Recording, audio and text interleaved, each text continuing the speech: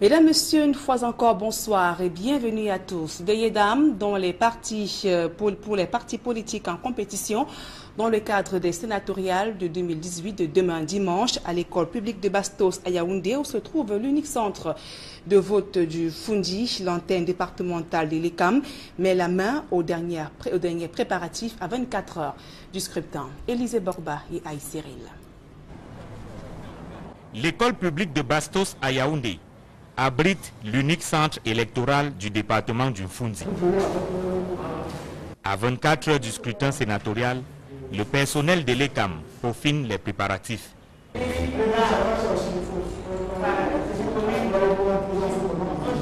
Comme vous l'avez pu le constater, le matériel électoral a été acheminé. Concernant le matériel lourd, isoloir et urne.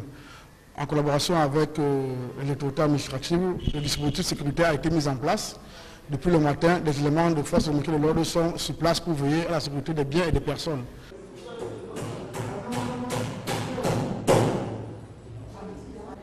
Des dames apprêtent la table où seront disposés les bulletins de vote. L'isoloir est en construction, tandis que l'urne transparente est déjà posée au beau milieu de la salle. Au secrétariat, les machines sont installées. Par mesure de prudence, la liste des électeurs ainsi que d'autres matériels électoraux n'arriveront qu'au petit matin. Les kits électoraux seront acheminés de matériel très tôt. Ces kits électoraux comprennent donc les scellés, les procès-verbaux, les fils de pointage, les règles et les gommes. Donc dès demain matin, avant 8 heures, tout sera disposé comme le code électoral le préconise pour un début serein des élections à 8 heures précises du matin. 286 électeurs correspondant au nombre de conseillers municipaux du département du Fundi sont attendus ici. Ils seront répartis dans les 2 bureaux de vote A et B, à raison de 143 par bureau. Sénatorial 2018, nous y sommes, comme le dit l'affiche. Le scrutin se déroulera en présence des éléments de la police et de la gendarmerie qui ont déjà pris possession des lieux. Et dans la région du littoral, un seul bureau de vote pour le département du Vouri pour les six partis politiques en liste pour ces sénatoriales de 2018. La délégation régionale de l'ECAM mettait les dernières mains aux derniers préparatifs, notamment à l'école. Le constat a été fait au collège Alfred Saker par nos reporters Warren Zedeu et Gladys Sidi. Le collège Alfred Saker est l'unique centre de vote dans le département du Vouri. Les 2 salles de classe qui ont été choisies pour la circonstance en fait peau neuve. Quelques coups de marteau pour renforcer les portes, du ciment pour rembler les trous, mais aussi une rampe construite pour les personnes à mobilité réduite. Alors déjà, nous sommes ici dans l'unique centre de vote du département du Vouri, qui est le collège Alfred Saker de Daido. Nous y avons 2 bureaux de vote, le bureau Alfred Saker A et Alfred Saker B. Et donc ce qui se passe, c'est que nos équipes sont sur le terrain depuis les premières heures pour préparer les différents bureaux de vote. Là, il s'est agi de vider les salles que nous allons utiliser, de les nettoyer. Le matériel de l'ECAM est déjà disposé dans les 2 salles de classe. Urnes, isoloirs et autres. Le matériel en lui-même, en fait, c'est du matériel et des documents. En termes de matériel, nous avons les isoloirs et les urnes. Nous avons les bulletins de vote. Nous avons le petit matériel, les fournitures de bureau. Nécessaires pour que la commission locale travaille, les enveloppes pour le vote, les enveloppes pour les procès-verbaux de dépouillement. Et bien entendu, nous avons ces procès-verbaux et les feuilles de pointage. Bien sûr, les lampes pour le cas où on irait jusqu'à la pénombre. Nous avons pu obtenir du responsable, du principal du collège, que nous puissions construire une rampe en béton, pour que les personnes à mobilité réduite puissent avoir facilement accès au bureau de vote. Côté ELECAM, toutes les garanties sont données pour un scrutin transparent. Les bureaux de vote en vue des élections sénatoriales ouvriront leurs portes le 25 mars à 8 heures. Et à 4 heures de la clôture de la campagne électorale en vue des sénatoriales, des partis politiques multiplient des stratégies de séduction des conseillers municipaux afin de garantir leur voix demain dimanche 25 mars, jour de l'élection des sénateurs au Cameroun. Ambiance sur le terrain des politiques dans la région du centre, dans ce reportage d'Élisée Borba et de Guy Zogo. The time for aspirants to identify the... Donc, nous revenons donc sur ce reportage de Guy Zogo qui revient notamment sur l'ambiance sur le terrain politique dans la région du centre. À moins de 4 heures de la clôture de la campagne électorale, les partis politiques qui multiplient donc des stratégies de séduction des conseillers municipaux afin de garantir leur voix demain. Le reportage de Guy Zogo. C'est la dernière ligne droite avant les sénatoriales 2018 dans la région du centre. Les principaux partis politiques qui prennent part à ce scrutin sont mobilisés sur le terrain. Le RDPC a présenté aux électeurs en Tui et Monatélé ses candidats aux sénatoriales. Pendant 5 ans, nous avons vécu dans la convivialité avec nos sénateurs. Les sénateurs ont travaillé dans le sens que la loi leur prescrit, à savoir ils sont des représentants de collectivités territoriales décentralisées. Et à ce titre, ils nous ont beaucoup apporté. Bien que peu nantis en conseillers municipaux dans la région du centre, le SDF explique que le RDPC ne devrait plus bénéficier des faveurs des électeurs pour insuffisance des résultats. Avec le RMLC et les autres partis politiques, parce que nous sommes en coalition pour battre le RDPC dans l'Ombameki, parce que le RDPC ne nous a pas servi dans le chef-lieu du département de Mbameki.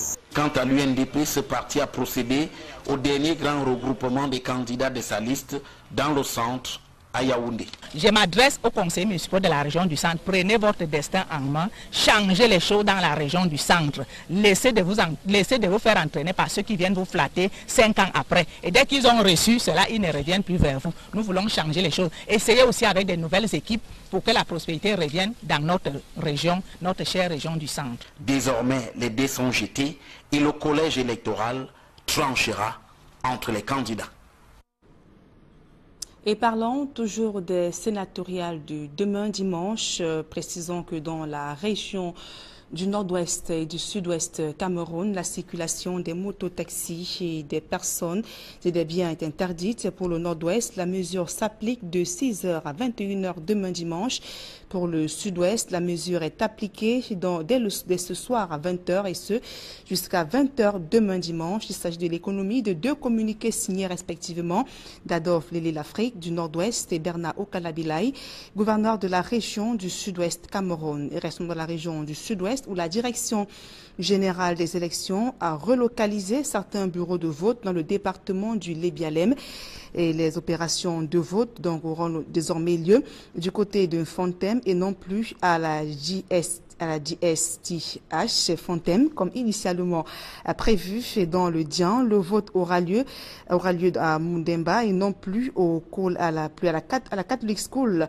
Objectif, sécuriser les conseillers municipaux durant le scrutin. Et dans le reste de l'actualité, Basile Atangana Kuna a été écroué à la prison centrale de Kondengui. Depuis hier, l'ancien ministre de l'eau et de l'énergie y a été conduit hier soir après avoir été cuisiné durant plus de 10 heures au TCS, tribunal criminel spécial, pour s'expliquer comment il a réussi à échapper à la vigilance des gendarmes et policiers pour prendre la fuite au Nigeria. Pourtant, il était interdit de sortir du territoire. On fait le point avec Guy Zogo. Le feuilleton de l'opération Épervier qui vient d'être relancé n'arrête plus de dérouler ses épisodes au fil des jours. Le cas Basile Atangana Kuna, l'ex-ministre de l'eau et de l'énergie, a connu un épilogue spectaculaire après avoir tenu en haleine l'opinion. Rattrapé au Nigeria où il était en cavale, Basile Atangana Kuna a été ramené manu militari à Yaoundé. Il est désormais incarcéré à la prison de Kondengui où séjourne déjà Jean-William Solo, l'ancien directeur général de la CAM-Water, Bruno Bekolo Ebe, l'ancien recteur de l'université de Douala, Dieudonné Oyono, l'ex-recteur de l'université de Douala, et Louis-Max Aïna Oanja, l'ex-secrétaire d'État aux travaux publics en charge des routes. Et vraisemblablement, cette nouvelle vague d'arrestations est loin de devoir s'arrêter à ce stade. Selon le scénario déroulé jusqu'ici, les personnalités frappées de l'interdiction de sortie du territoire se voient systématiquement incarcérées. En ce sens, quelques-unes, à l'instar du directeur général de Camtel et 7 de ses collaborateurs, n'ont pas encore été convoquées.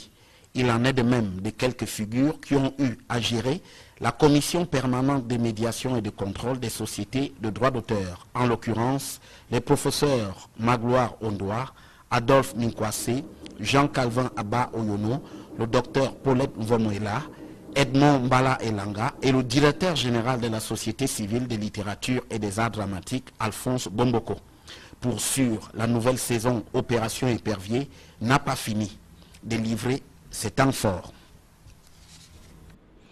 Et parlons à présent de cette pénurie d'eau qui sévit dans la région de l'extrême nord Cameroun. Plusieurs localités n'ont pas accès à ce précieux liquide et les populations subissent le martyre. Le reportage d'Amadou Daïro et d'Auréole Djoumi.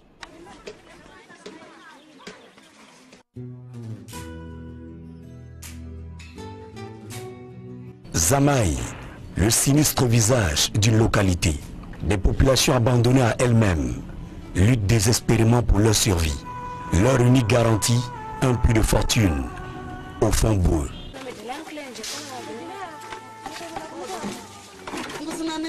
Nous sommes dans l'arrondissement de Mokolo, département du Mayo-Tsanaga. Nous sommes bel et bien en terre camerounaise.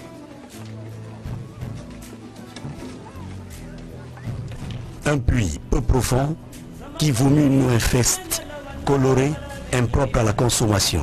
Mais à Zamaï, pas de choix. Même si l'eau c'est la mort, il faut la boire dans l'espoir que l'eau sale ne tue pas l'homme noir. Pour avoir un seul bidon, nous dormons ici.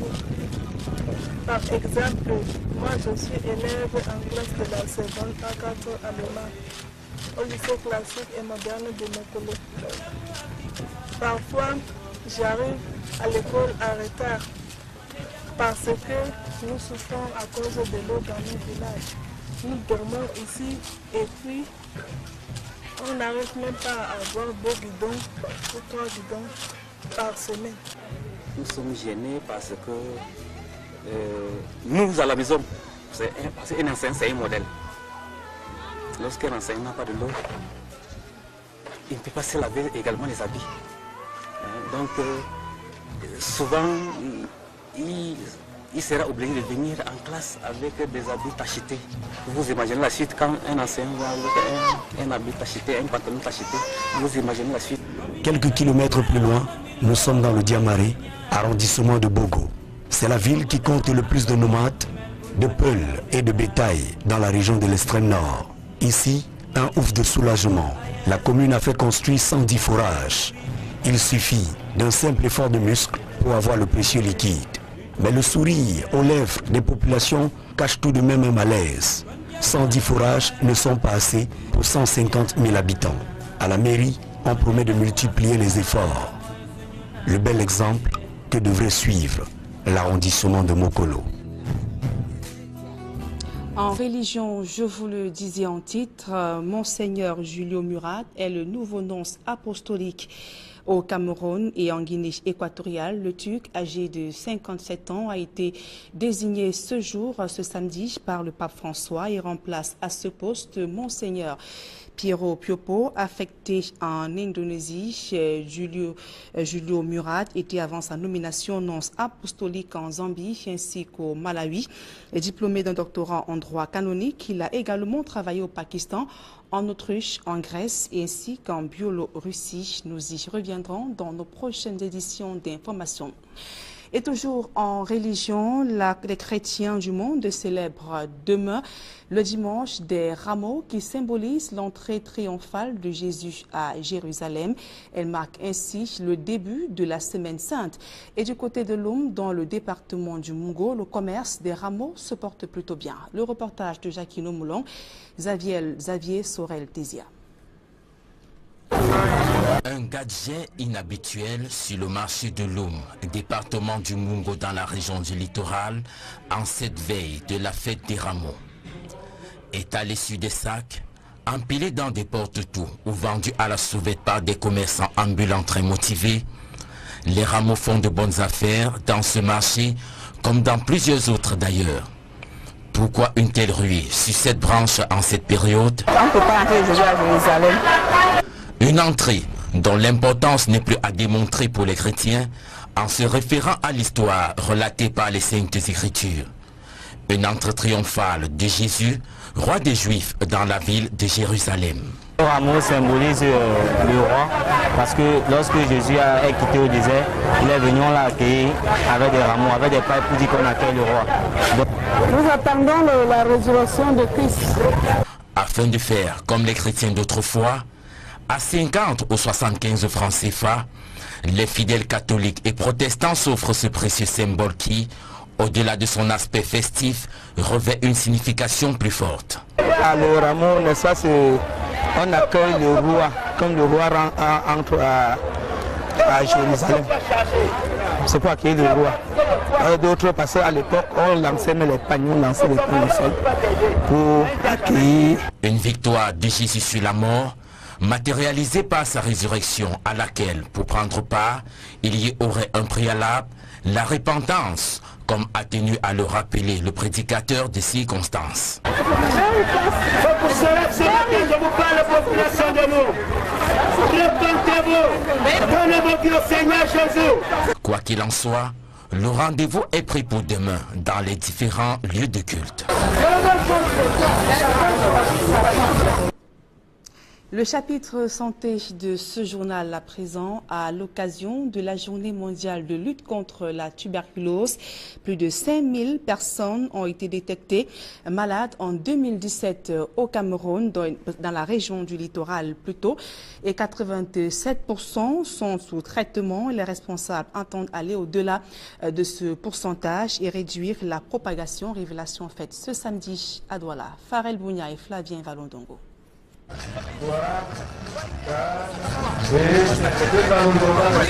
Les sportifs d'un jour au parcours Vita de Douala.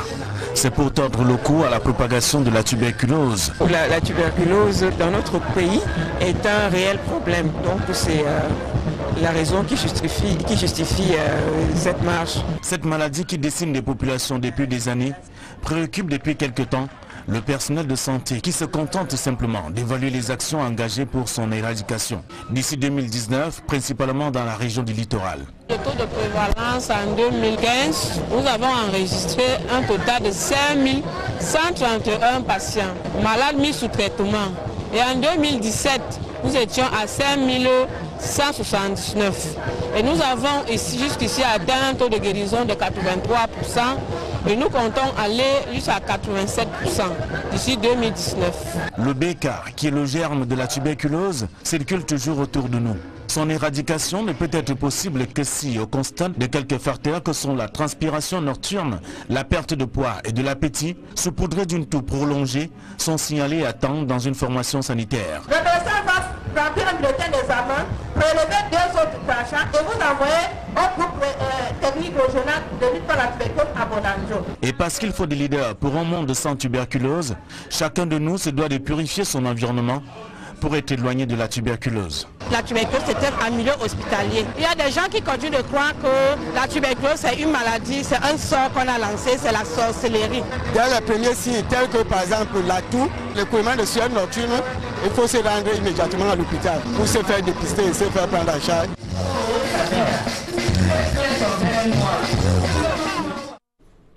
À présent, la deuxième partie de ce journal en langue anglaise avec vous, Mimi Mofo. Thank you, Nadine Yambuto. Our televiewers, we thank you for joining us in this second segment of the news. Councillors in Cameroon will go to the polls tomorrow morning to elect 70 members of the upper house of parliament. The 9 political parties that are going to be taking part in the senatorial election have until midnight this Saturday to woo the voters in the respective regions across the national territory. As I'll indicate, 9 political parties are taking part in the election in Cameroon's 10 regions. Here in the littoral region of the country, it should be noted that the various political parties were finalizing preparations, and also in the nation's political capital, Yaoundé, at their various headquarters, The battle here in the littoral region of Cameroon is among 6 political parties, that is the CPDM, the UNDP, the ANDP, SDF, UPC, and the United Democratic Party of Adamon Damjoya. Before we take a look at the atmosphere that reigned at one of the polling stations in the littoral region, precisely in the Vuri division of the economic capital Douala, let us take a look at the southwest region of Cameroon, in the southwest, where the election day is going to be void of movements. Vehicles and motorbikes are not allowed to circulate in the entire region. That's going to be between this night, starting 8 p.m. that was few minutes ago, to tomorrow 8 p.m. The information is contained in a release signed by the governor of the southwest region of Cameroon, Bernard Okalia Bilai. Details with Derek Jato. Everyone in the southwest region is expected to be home latest 8 p.m. Saturday, the 24th day of March 2018, and be ready to spend the Palm Sunday indoors. In a communique signed Saturday, March 24, 2018, the Southwest Commander-in-Chief, Governor Bernard Okalia Bilai, officially informed all in the region that the movement or circulation of all vehicles, motorbikes, persons and goods shall be strictly prohibited throughout the region. Starting 8 p.m. Saturday the 24th day of March 2018 to 8 p.m. Sunday the 25th day of March 2018, except for ambulances, administrative authorities, and officials of defense and security forces involved in the execution of official assignment for vehicles with special authorization.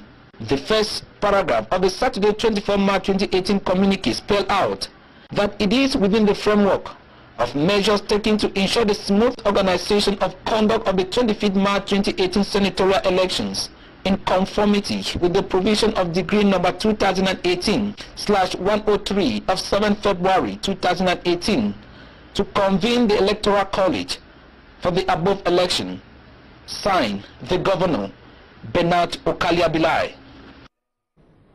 Those are simply some of the measures put in place by authorities in the northwest and the southwest regions of the country to guarantee an electoral process void of hitches. This is the first time that an election is being organized in Cameroon since the start of the socio-political crisis that is now rocking the 2 Anglophone regions of Cameroon. The reinforcement of security in the northwest and the southwest region is government's response to warnings from Anglophone activists who are calling for no election in the northwest and the southwest regions of the country. As far as the decision of the northwest regional governor Adolphe Lele Lafrique is concerned, he has decided to halt the activities of motorbike riders in the entire region starting tomorrow 6 a.m. In a release, the governor prohibited motorbikes from circulating between 6 a.m. tomorrow morning till 8 p.m. That's going to be 9 p.m. rather, on Monday. That is 9 p.m. tomorrow, Sunday, the 25th of March, 2018. Now, a senator in Ngor-Kotunja division, we're still in the northwest region of Cameroon, who failed his councillors and his people during the first mandate, is promising brighter days if he's re-elected as senator come tomorrow. He has described the second mandate as a moment of achievement, as we hear in the following report. It is another Senate election in Cameroon, the time for aspirants to identify the problems of their respective constituencies and propose solutions. This second senatorial election is also time for the outgoing and first ever senators in Cameroon to evaluate their balance sheet. Two sides of the same coin, we are supposed to work hand in glove.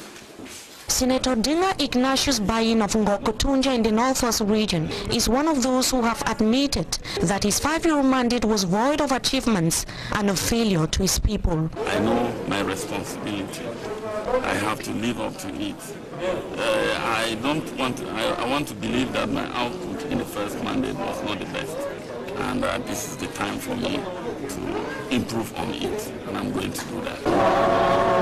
Meeting at the Babesi Council Hall for the Administrative, Management and Stock Accounts session of the municipality, the outgoing senator told the councillors that he has gained more experience to deliver if given a second chance. We had the first experience.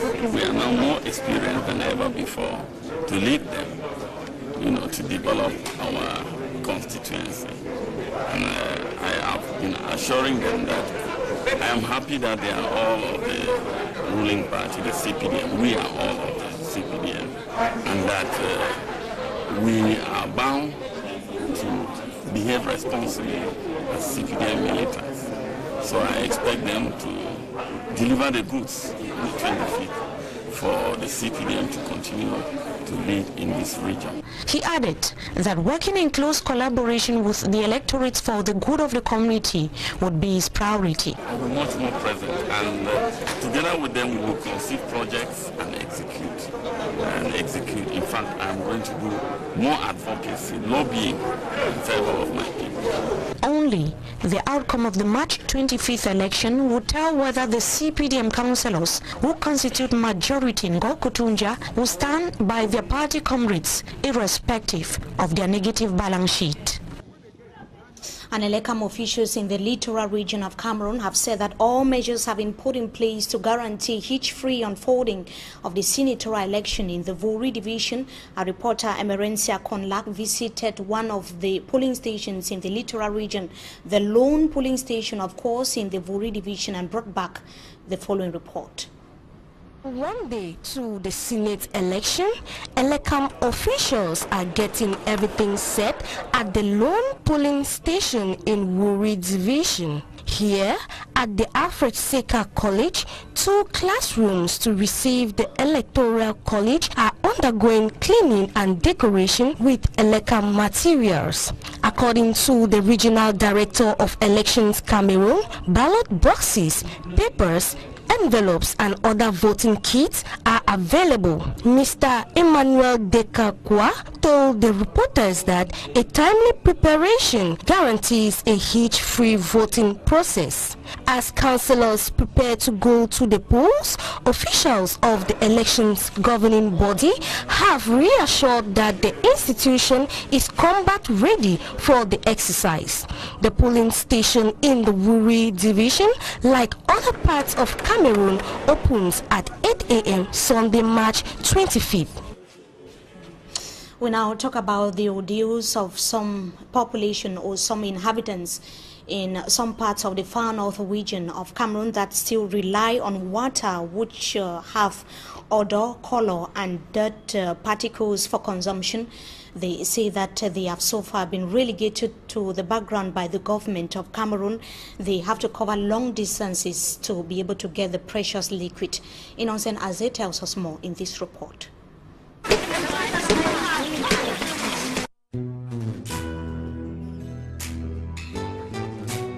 Zamai, a locality in Mokolo subdivision, Mayo Chanaga division of the far north region. It is a bright day and inhabitants who seem abandoned scramble over water.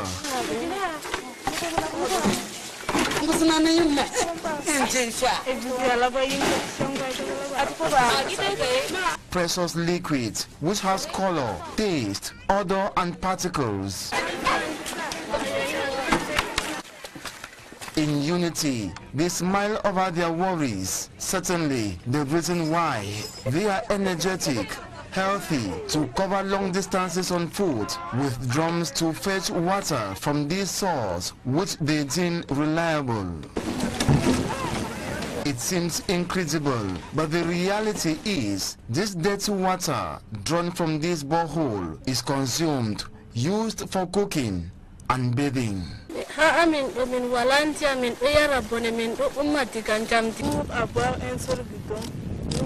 She is a student and usually goes late to school because she has to climb and descend mountains to fetch water. At times, she and others leave this water point late at night if she has to go to school early. Another locality is Jamare in the Bogo subdivision, where cattle rearing is a predominant activity. In this locality, life seems better as inhabitants boast of over 100 water pumps, which only require energy to enable water ooze out. Though the population smile, 110 boreholes remain inaccessible to over 150,000 inhabitants. Council authorities guaranteed to multiply efforts to meet the needs of the populace. An example which council officials in Mokolo have failed totally and completely to emulate. And persons suffering from tuberculosis, the number of persons are increasing on a yearly basis compared to the previous year. The facts and figures were reviewed as Cameroon joined the international community today to commemorate the World Tuberculosis Day. Facts and figures have revealed that 87% of infected persons here in the littoral region of the country are receiving treatment. Let's have the details with Rabiatu Aliu. Against tuberculosis in Cameroon has been a nationwide commitment for several years by officials of the National Program for the Fight Against Tuberculosis. Statistics from the Regional Technical Group for the Fight Against the Disease in the Littoral Region revealed that 5,179 cases were detected in 2017, which is more than the 5,131 cases identified in 2015. As Cameroon commemorates the 2018 edition of the World Tuberculosis Day under the theme Wanted Leaders for a Tuberculosis-Free World. Je profite ici de votre antenne. The regional coordinator for tuberculosis in Douala encourages associations engaged in the fight against the disease and expressed her desire for more to be created. Le thème cette année, c'est vouloir des leaders pour un monde sans tuberculose. Tuberculosis is a real problem in our society. That is why I wish to encourage other herd units to create associations to fight against tuberculosis. As such, the National Program for the Fight Against Tuberculosis will support them. Et le programme national de lutte contre la tuberculose sera derrière eux pour les encourager. During this come together at the Parcours Vita Sports Complex in Douala, participants said they are taking home valuable message on tuberculosis prevention, symptoms and way forward if contaminated.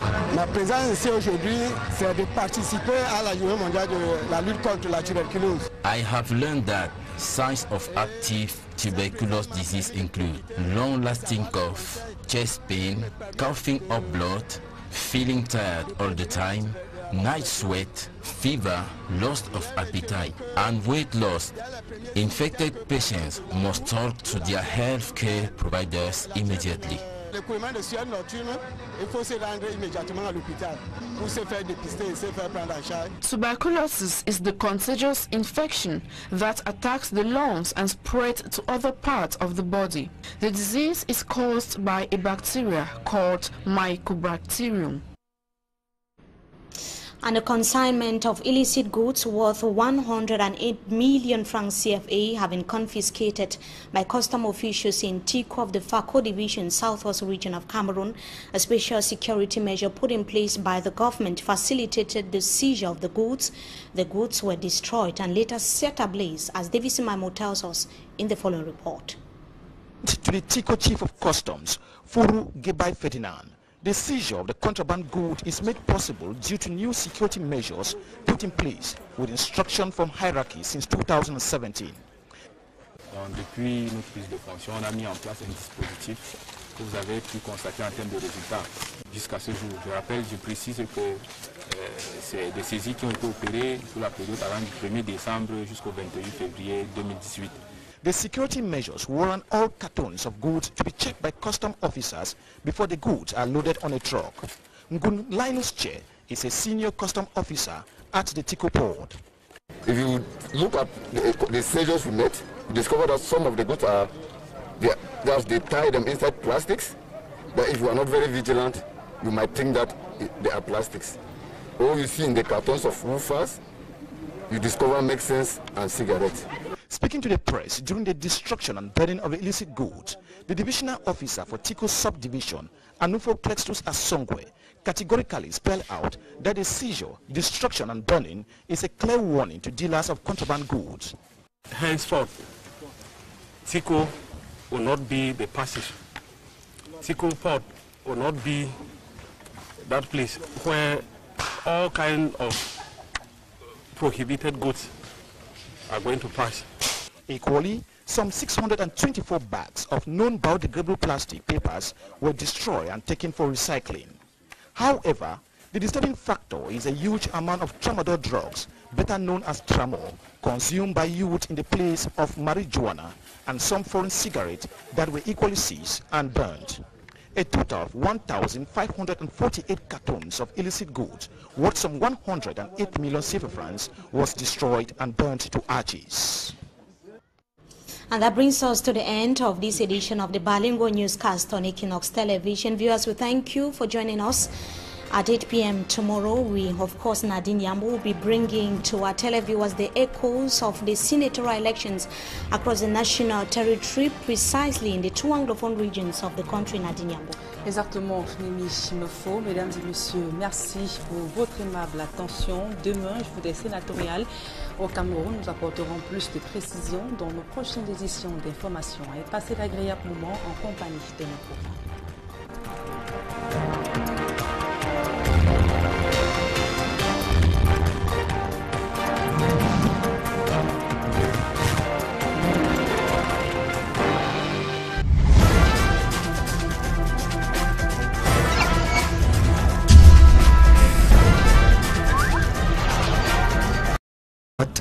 De Peul et de bétail dans la région de l'extrême nord. Ici, un ouf de soulagement. La commune a fait construire 110 forages. Il suffit d'un simple effort de muscle pour avoir le précieux liquide. Mais le sourire aux lèvres des populations cache tout de même un malaise. 110 forages ne sont pas assez pour 150 000 habitants. À la mairie, on promet de multiplier les efforts. Le bel exemple que devrait suivre l'arrondissement de Mokolo. En religion, je vous le disais en titre, Monseigneur Julio Murat est le nouveau nonce apostolique au Cameroun et en Guinée équatoriale. Le Turc, âgé de 57 ans, a été désigné ce samedi, par le pape François et remplace à ce poste Monseigneur Piero Piopo, affecté en Indonésie. Julio Murat était avant sa nomination nonce apostolique en Zambie ainsi qu'au Malawi. Diplômé d'un doctorat en droit canonique, il a également travaillé au Pakistan, en Autriche, en Grèce ainsi qu'en Biélorussie. Nous y reviendrons dans nos prochaines éditions d'information. Et toujours en religion, les chrétiens du monde célèbrent demain le dimanche des rameaux qui symbolise l'entrée triomphale de Jésus à Jérusalem. Elle marque ainsi le début de la Semaine Sainte. Et du côté de Loum, dans le département du Mungo, le commerce des rameaux se porte plutôt bien. Le reportage de Jacquino Moulon, Xavier Sorel-Tézia.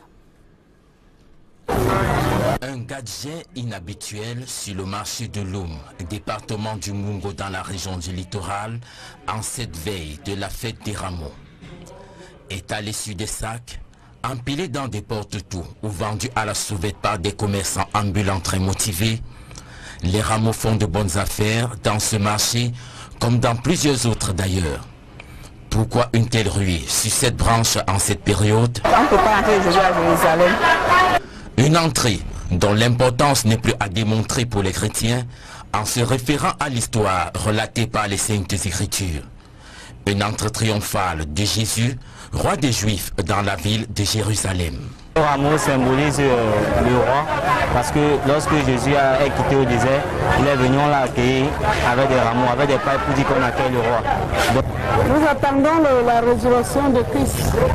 Afin de faire comme les chrétiens d'autrefois, à 50 ou 75 francs CFA, les fidèles catholiques et protestants s'offrent ce précieux symbole qui, au-delà de son aspect festif, revêt une signification plus forte. Le rameau, n'est-ce pas, on accueille le roi, comme le roi entre à Jérusalem.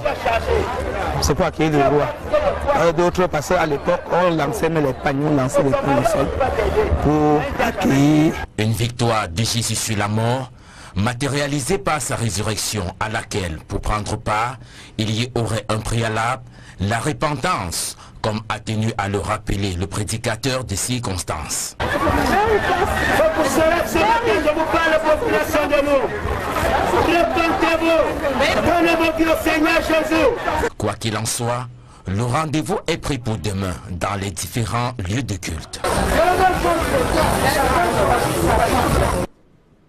Le chapitre santé de ce journal à présent, à l'occasion de la journée mondiale de lutte contre la tuberculose, plus de 5000 personnes ont été détectées malades en 2017 au Cameroun, dans la région du littoral plutôt, et 87% sont sous traitement. Les responsables entendent aller au-delà de ce pourcentage et réduire la propagation. Révélation faite ce samedi à Douala. Farel Bounia et Flavien Valondongo.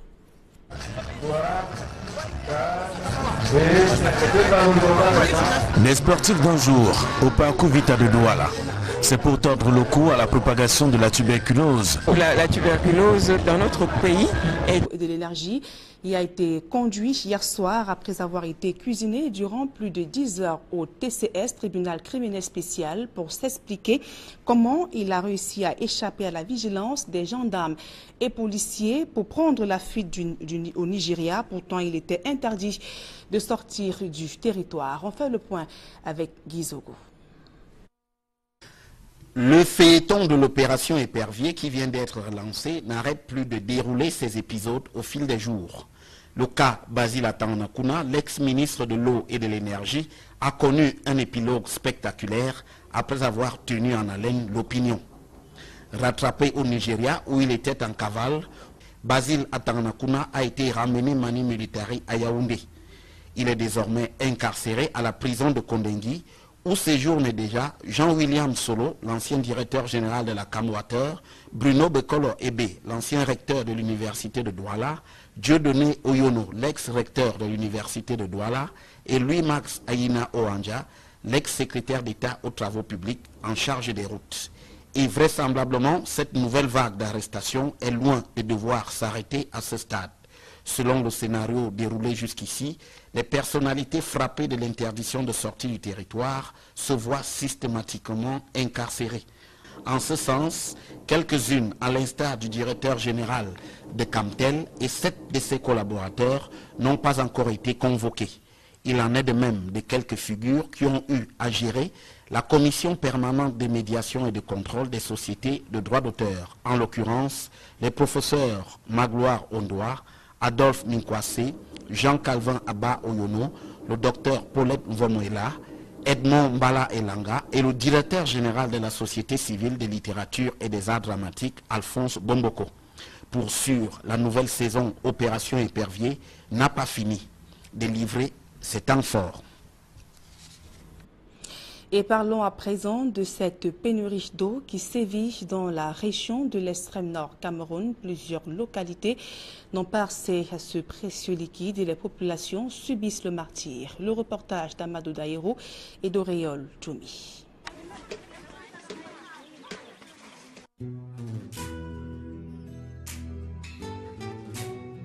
Zamaï, le sinistre visage d'une localité. Des populations abandonnées à elles-mêmes luttent désespérément pour leur survie. Leur unique garantie, un puits de fortune au fond boueux.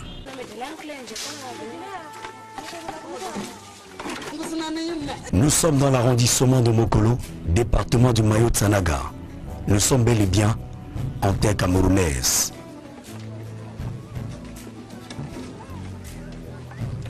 Un puits peu profond qui vomit une eau infeste, colorée, impropre à la consommation.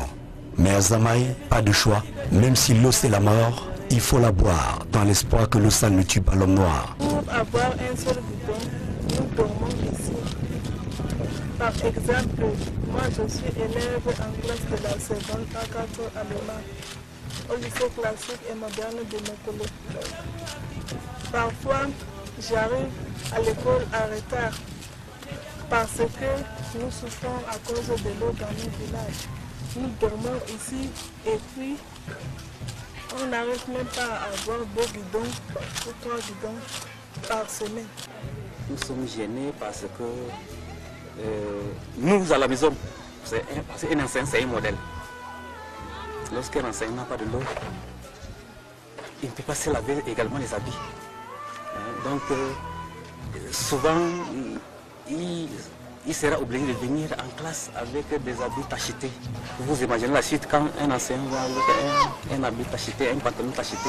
Vous imaginez la suite. Quelques kilomètres plus loin, nous sommes dans le Diamaré, arrondissement de Bogo. C'est la ville qui compte le plus de nomades. Et les feuilles de pointage, bien sûr, les lampes pour le cas où on irait jusqu'à la pénombre. Nous avons pu obtenir du responsable, du principal du collège, que nous puissions construire une rampe en béton pour que les personnes à mobilité réduite puissent avoir facilement accès au bureau de vote. Côté Elecam, toutes les garanties sont données pour un scrutin transparent. Les bureaux de vote en vue des élections sénatoriales ouvriront leurs portes le 25 mars à 8 h. Et à 4 heures de la clôture de la campagne électorale en vue des sénatoriales, des partis politiques multiplient des stratégies de séduction des conseillers municipaux afin de garantir leur voix demain dimanche 25 mars, jour de l'élection des sénateurs au Cameroun. Ambiance sur le terrain des politiques dans la région du centre, dans ce reportage d'Élisée Bourbaï de Gizogo. The time for aspirants to identify the... Donc, nous revenons donc sur ce reportage de Gizogo qui revient notamment sur l'ambiance sur le terrain politique dans la région du centre. À moins de 4 heures de la clôture de la campagne électorale, les partis politiques qui multiplient donc des stratégies de séduction des conseillers municipaux afin de garantir leur voix demain. Le reportage de Gizogo. C'est la dernière ligne droite avant les sénatoriales 2018 dans la région du centre. Les principaux partis politiques qui prennent part à ce scrutin sont mobilisés sur le terrain. Le RDPC a présenté aux électeurs en Tui et Monatélé ses candidats aux sénatoriales. Pendant 5 ans, nous avons vécu dans la convivialité avec nos sénateurs. Les sénateurs ont travaillé dans le sens que la loi leur prescrit, à savoir qu'ils sont des représentants de collectivités territoriales décentralisées. Et à ce titre, ils nous ont beaucoup apporté.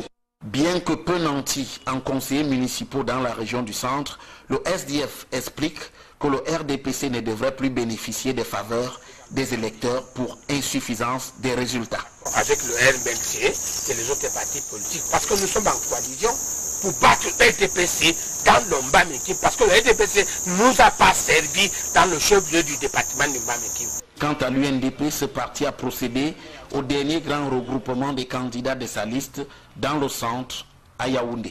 Je m'adresse aux conseillers municipaux de la région du centre. Prenez votre destin en main, changez les choses dans la région du centre. Laissez de vous faire entraîner par ceux qui viennent vous flatter 5 ans après. Et dès qu'ils ont reçu cela, ils ne reviennent plus vers vous. Nous voulons changer les choses. Essayez aussi avec des nouvelles équipes pour que la prospérité revienne dans notre région, notre chère région du centre. Désormais, les dés sont jetés et le collège électoral tranchera entre les candidats. Et parlons toujours des sénatoriales de demain dimanche, précisons que dans la région du nord-ouest et du sud-ouest Cameroun, la circulation des mototaxis et des personnes et des biens est interdite. Pour le nord-ouest, la mesure s'applique de 6 h à 21 h demain dimanche.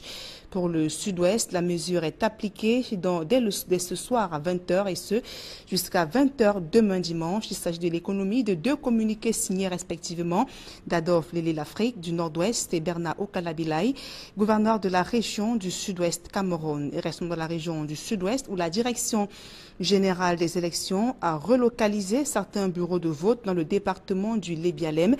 Et les opérations de vote donc auront désormais lieu du côté de Fontem et non plus à la DSTH Fontem comme initialement prévu. Et dans le Dian, le vote aura lieu à Mundemba et non plus à la Catholic School. Objectif, sécuriser les conseillers municipaux durant le scrutin. Et dans le reste de l'actualité, Basile Atangana-Kuna est écroué à la prison centrale de Kondengui. Depuis hier, l'ancien ministre de l'eau... C'est un réel problème, donc c'est la raison qui justifie cette marche. Cette maladie qui décime les populations depuis des années préoccupe depuis quelque temps Le personnel de santé qui se contente simplement d'évaluer les actions engagées pour son éradication d'ici 2019, principalement dans la région du littoral. Le taux de prévalence en 2015, nous avons enregistré un total de 5131 patients malades mis sous traitement. Et en 2017, nous étions à 5169. Et nous avons jusqu'ici atteint un taux de guérison de 83%. Et nous comptons aller jusqu'à 87% d'ici 2019. Le bécard, qui est le germe de la tuberculose, circule toujours autour de nous. Son éradication ne peut être possible que si, au constat de quelques facteurs que sont la transpiration nocturne, la perte de poids et de l'appétit, saupoudrés d'une toux prolongée, sont signalés à temps dans une formation sanitaire. Le médecin va remplir un bulletin d'examen, prélever 2 autres patients et vous envoyer au groupe technique régional de lutte contre la tuberculose à Bonanjo. Et parce qu'il faut des leaders pour un monde sans tuberculose, chacun de nous se doit de purifier son environnement pour être éloigné de la tuberculose. La tuberculose, c'est un milieu hospitalier. Il y a des gens qui continuent de croire que la tuberculose, c'est une maladie, c'est un sort qu'on a lancé, c'est la sorcellerie. Dès les premiers signes, tels que par exemple la toux, le coulement de sueur nocturne, il faut se rendre immédiatement à l'hôpital pour se faire dépister et se faire prendre en charge.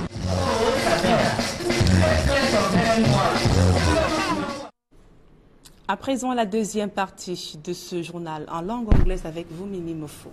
Thank you, Nadine Yambuto. Our televiewers, we thank you for joining us in this second segment of the news. Councillors in Cameroon would go to the polls tomorrow morning to elect 70 members of the upper house of parliament.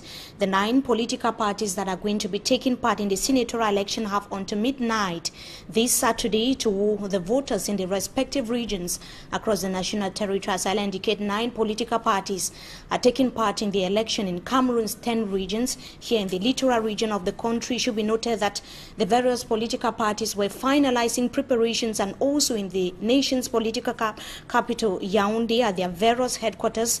The battle here in the littoral region of Cameroon is among 6 political parties, that is the CPDM, the UNDP, the ANDP, SDF, UPC, and the United Democratic Party of Adamon Damjoya. Before we take a look at the atmosphere that reigned at one of the polling stations in the littoral region, precisely in the Vuri division of the economic capital, Douala, let us take a look at the southwest region of Cameroon. In the southwest, where the election day is going to be void of movements, vehicles and motorbikes are not allowed to circulate in the entire region. That's going to be between this night, starting 8 p.m. that was few minutes ago, to tomorrow 8 p.m. The information is contained in a release signed by the governor of the southwest region of Cameroon, Bernardo Kaliabilai. Details with Derek Jato. Everyone in the southwest region is expected to be home latest 8 p.m. Saturday, the 24th day of March 2018, and be ready to spend the Palm Sunday indoors. In a communique signed Saturday, March 24, 2018, the Southwest Commander-in-Chief, Governor Bernard Okaliabilai, officially informed all in the region that the movement or circulation of all vehicles, motorbikes, persons and goods shall be strictly prohibited throughout the region. Starting 8 p.m. Saturday the 24th day of March 2018 to 8 p.m. Sunday the 25th day of March 2018, except for ambulances, administrative authorities and officials of defense and security forces involved in the execution of official assignment for vehicles with special authorization. The first paragraph of the Saturday 24 March 2018 communique spelled out that it is with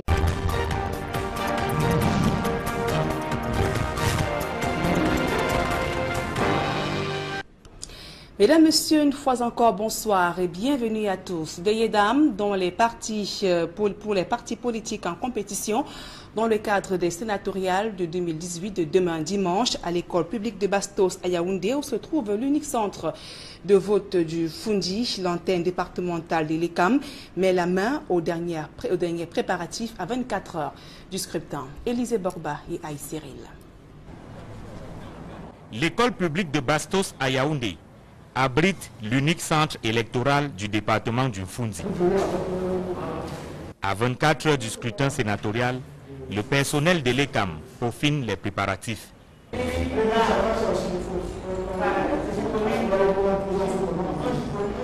vous l'avez pu le constater, le matériel électoral a été acheminé. Concernant le matériel lourd, isoloir et urne, en collaboration avec l'autorité administrative, le dispositif sécuritaire a été mis en place. Depuis le matin, des éléments de force de l'ordre sont sur place pour veiller à la sécurité des biens et des personnes.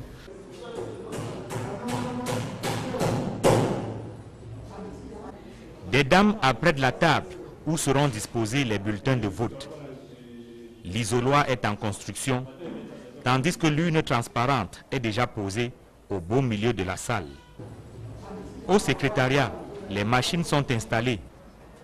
Par mesure de prudence, la liste des électeurs ainsi que d'autres matériels électoraux n'arriveront qu'au petit matin.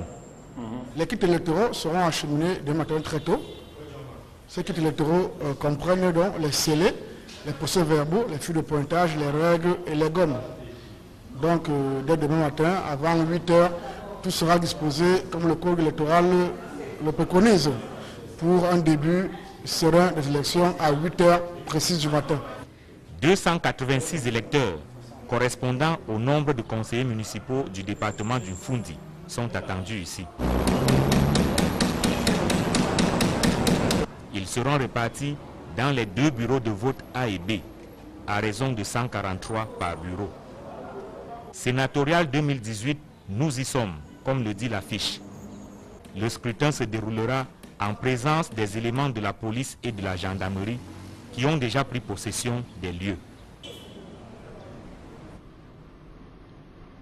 Et dans la région du littoral, un seul bureau de vote pour le département du Vouri pour les six partis politiques en liste pour ces sénatoriales de 2018.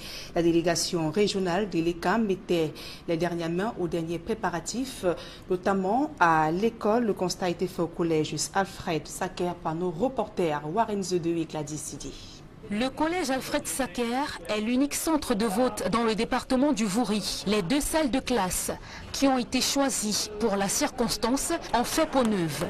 Quelques coups de marteau pour renforcer les portes, du ciment pour rembler les trous, mais aussi une rampe construite pour les personnes à mobilité réduite. Alors déjà, nous sommes ici dans l'unique centre de vote du département du Vouri, qui est le collège Alfred Saker de Daido. Nous y avons 2 bureaux de vote, le bureau Alfred Saker A et Alfred Saker B. Et donc ce qui se passe, c'est que nos équipes sont sur le terrain depuis les premières heures pour préparer les différents bureaux de vote. Là, il s'est agi de vider les salles que nous allons utiliser, de les nettoyer. Le matériel d'Elecam est déjà disposé dans les 2 salles de classe. Urnes, isoloirs et autres. Le matériel en lui-même, en fait, c'est du matériel et des documents. En termes de matériel, nous avons les isoloirs et les urnes. Nous avons les bulletins de vote. Nous avons le petit matériel, les fournitures de bureau. Nécessaires pour que la commission locale travaille, les enveloppes pour le vote, les enveloppes pour les procès-verbaux de dépouillement. Et bien entendu, nous avons ces